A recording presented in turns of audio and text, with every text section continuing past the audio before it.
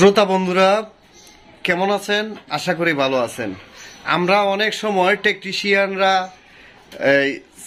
Load অনুযায়ী circuit breaker লাগাই, তবে লোড অনুযায়ী সার্কিট ব্রেকার লাগাইলে কি সমস্যাটা হয় আজকের এই ভিডিওতে দেখতে পারবেন সরাসরি। বিষয়টা হচ্ছে কি ভাই, লোড অনুযায়ী তো সার্কিট ব্রেকার লাগানো লাগে, তাই না?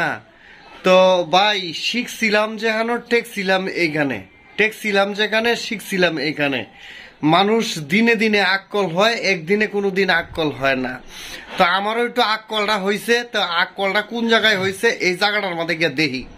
তো আমারও আক্কল হইলে আপনারাও আক্কল হইব। আর আমার যদি আক্কল হয় আজকের ভিডিওতে, আপনারা ভিডিওটা যারা যারা দেখবেন তাদেরও আক্কলটা হইব।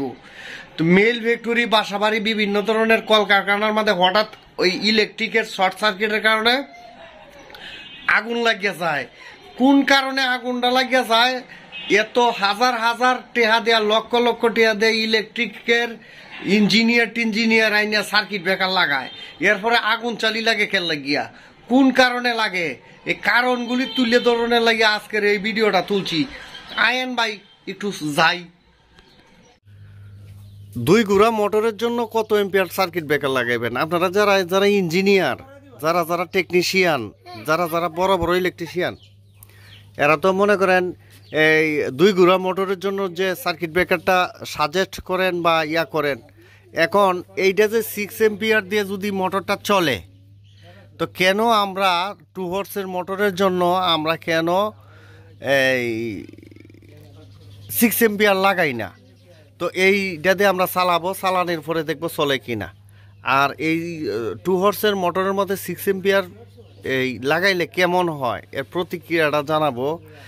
আর যারা যারা ভিডিওর মধ্যে কমেন্টস করেন বা আপনারা বিভিন্ন ধরনের উপদেশমূলক এই তথ্য কমেন্টস করেন, যারা বিভিন্ন ধরনের উপদেশ দেন, এরাও আজকের ভিডিওর মধ্যে হতভম্ব হয়ে যাবেন যে আজকের এই ভিডিওটা দেখলে। কারণ আমরা কোনোদিন এই 2 HP মোটরের জন্য 6 এম্পিয়ার সার্কিট ব্রেকারটা সাজেস্ট করি না। তো যেহেতু এখানে আমিও সাজেস্ট করি না, যেহেতু এখানে একটা পানির পাম্প, মাঠ পাম্প, এখানে এই বিশেষ করে গ্রামগঞ্জে সার্কিট ব্রেকার থাকে না, প্রদীপ মেইন সুইচের মাধ্যমে ওরা কারেন্টটা দেয়।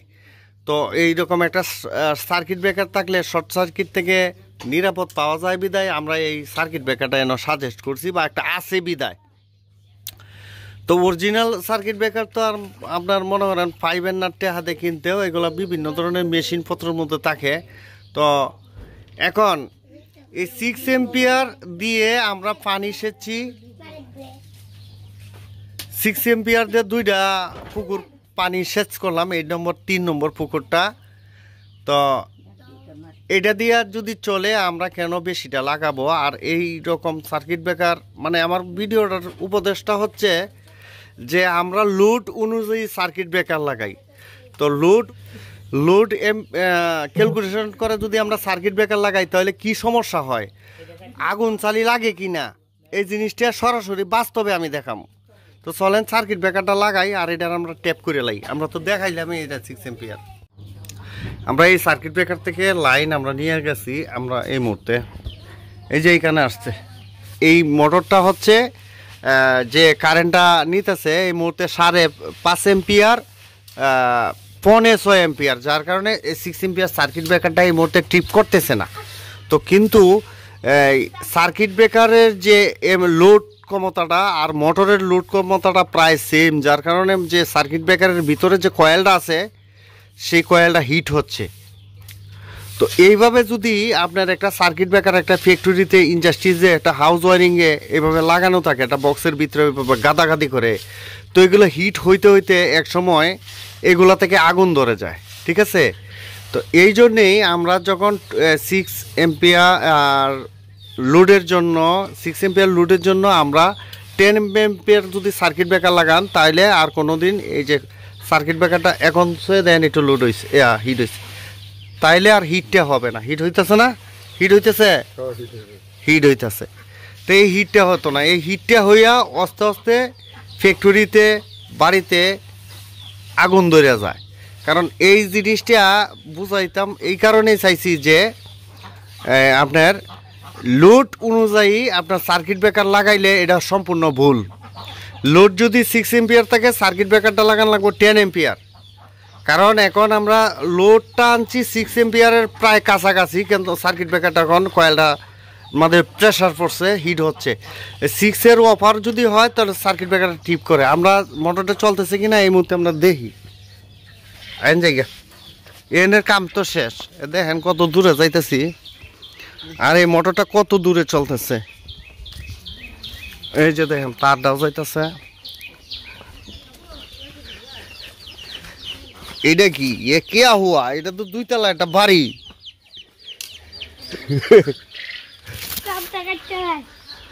এখান থেকে ধরিয়া এই যে এই যে আমাদের কেবলটা, ঠিক আছে, কেবলটা এই পাশে যাইয়া এই দেখেন অবস্থা। এই পুকুরটা সামনের পুকুরটা শেষবো আর কি।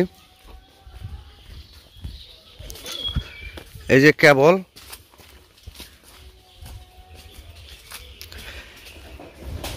এই ভিডিওটার মধ্যে অনেক জ্ঞান লাভ হবে। আপনারা যারা ক্যালকুলেশন করে সার্কিট ব্রেকার লাগান, সার্কিট ব্রেকারের কাজ হচ্ছে মূলত এমসিবির 3টা, ওভারলোড প্রোটেক্টর ও শর্ট সার্কিট প্রতিরোধক। এই আরেকটা হচ্ছে মেইন সুইচ হিসেবে, মানে সার্কিট ব্রেকার বন্ধ করলে কারেন্ট থাকবো না। সার্কিট ব্রেকার যদি নষ্ট হয় তো কারেন্ট থাকবো। তো সার্কিট ব্রেকারের কাজ হচ্ছে 3টা। এই যে এখানে এখান এই যে তার অতিরিক্ত কয়েল এখানে জমা আছে, এখান থেকে এটা ও যে পানির পাম্পে গেছে, সাবমার্সিবল পানির পাম্পে গেছে। মুহূর্তে এটা বন্ধ করা হয়েছে। তা আমরা ওই পাশে তো আমরা লাগাই তো এসি, এটা বুঝলে 5 খুলে গেছিল গা। তো আমরা ওই 5টা লাগানোর পরে মোটরটা আমরা এইখান থেকে চালাবো, আর ওই দিকে আর যাবো না। এইখানে সুইচটা দিলেই মোটরটা চলবে। তো আমরা বুঝবো আজকের ভিডিওর মাধ্যমে যে 2 হর্সের মোটরের মধ্যে আপনার 10 এম্পিয়ার সার্কিট ব্রেকার লাগাইলেই মোটামুটি চলে। আর কত এম্পিয়ার সার্কিট ব্রেকার লাগাবেন 2 ঘোড়া সাবমার্সিবল মোটরের মধ্যে, সেই বিষয়টা হচ্ছে কি, এই মোটরের যে কন্ট্রোল বক্সটা আছে সেই কন্ট্রোল বক্সটার মধ্যে লেখা আছে অনেক মোটর 14 এম্পিয়ার পর্যন্ত কারেন্ট খায়। তো এটা যেহেতু মাঠ ফার্ম, এটা এখান থেকে এতটা কারেন্ট খায় না। আমাদের তো ওই পাশে 6 এম্পিয়ার লাগানো, ঠিক আছে। এটা আমরা যে ওই বাড়িতে যে মোটরটা লাগাইছিলাম সেইখানে আমরা দেখছি 5 বা 6 এম্পিয়ার। হ্যাঁ দেন, এই যে পানি উঠতেছে।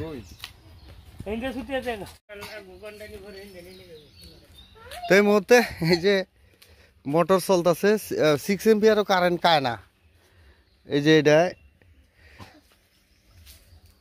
তাহলে আজকের ভিডিওর মাধ্যমে আমরা জানতে পারলাম যে এই যে লোড যে সার্কিট ব্রেকার, লোড অনুযায়ী সার্কিট ব্রেকার লাগাইলে সার্কিট ব্রেকার কয়েলটা হবে হিট, আর এতে দুর্ঘটনা ঘটবে।